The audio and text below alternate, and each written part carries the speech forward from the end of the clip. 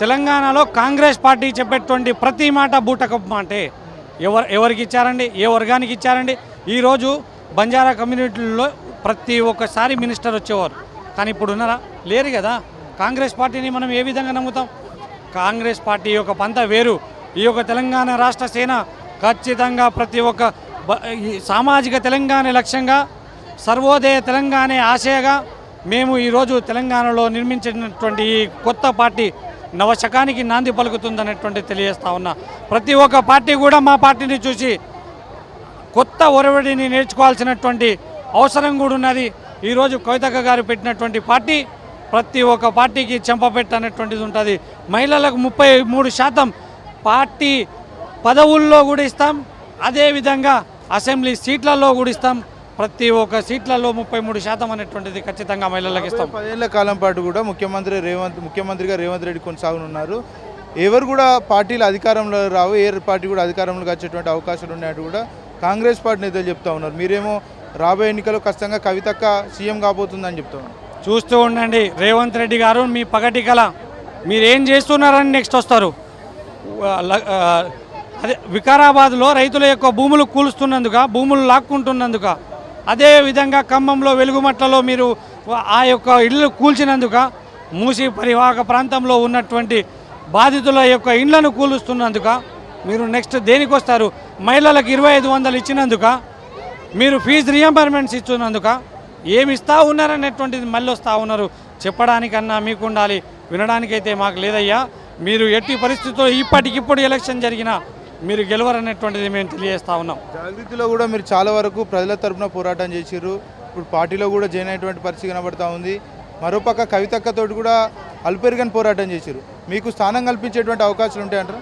ఖచ్చితంగా ఈ యొక్క జాగృతి పార్టీ నుంచి యువకులకే 50% కానీ విని ఎరగని విధంగా రాష్ట్రంలోనే కాదు దేశంలో ఏ ఒక్క పార్టీ కూడా ఇయ్యనటువంటి హామీలను ఇప్పుడు కవితక్క గారు ఇచ్చారు కదా.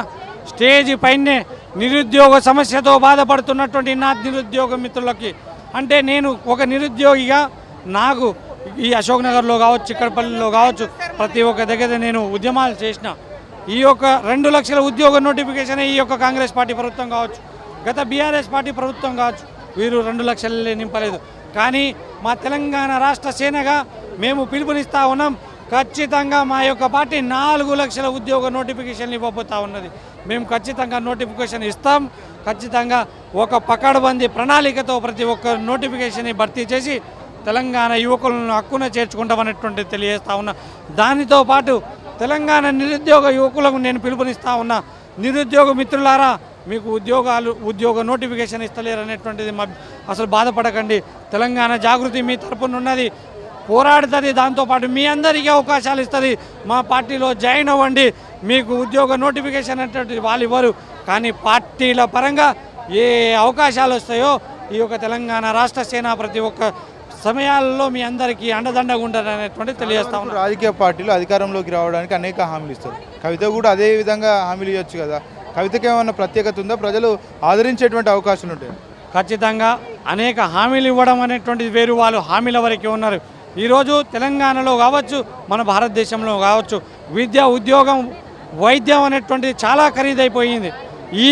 ఈ విద్య, వైద్యం, ఉద్యోగం అనేటువంటిది కవితక్క గారు కల్పించబోతూ ఉన్నారు. విద్య ప్రతి ఒక్కరికి అందాలి, కానీ ఇప్పటికీ అందడం లేదు. విద్య అనేటువంటిది ఉన్నోళ్ళకు న్యాయం, లేనోళ్ళకు న్యాయం.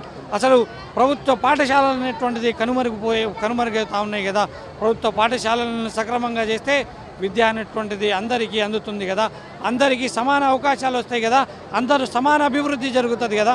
అందుకే తెలంగాణలో సర్వోదయ తెలంగాణ సాధన కోసం మేము విద్యను ఫ్రీగా అందిస్తాం. దానితో పాటు వైద్యాన్ని కూడా మేము ప్రతి ఒక్కరికి ఫ్రీగా అందిస్తామనేటువంటి తెలియజేస్తా ఉన్నాం. ప్రతిసారి ప్రతిపక్షంలో ఉన్నటువంటి బీఆర్ఎస్ పార్టీని ప్రశ్నిస్తూ ఉంది, కేసీఆర్ని ప్రశ్నిస్తూ ఉంది. ఇప్పుడు ఉన్నటువంటి అధికార పార్టీని ప్రశ్నించడం లేదు, కాస్త తగ్గుతూ ఉంది ఆ విషయంలో అంటూ కూడా కొంతమంది నేతలు చెప్తా ఉన్నారు. ఖచ్చితంగా ఈ యొక్క కాంగ్రెస్ పార్టీని విమర్శిస్తూనే ఉన్నది కవితక్క. ఎక్కడికక్కడ వారు చేస్తున్నటువంటి అరాచకాలను ఎండగడుతూనే ఉన్నది.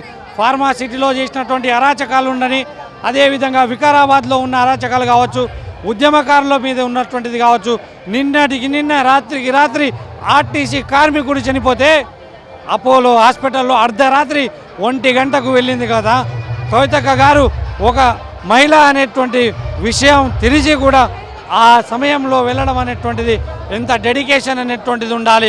కవితక్క గారు ఒక శక్తిగా, ఒక అగ్నిగుండంలా మన రాష్ట్రంలో అడుగుపెట్టబోతా ఉన్నారు.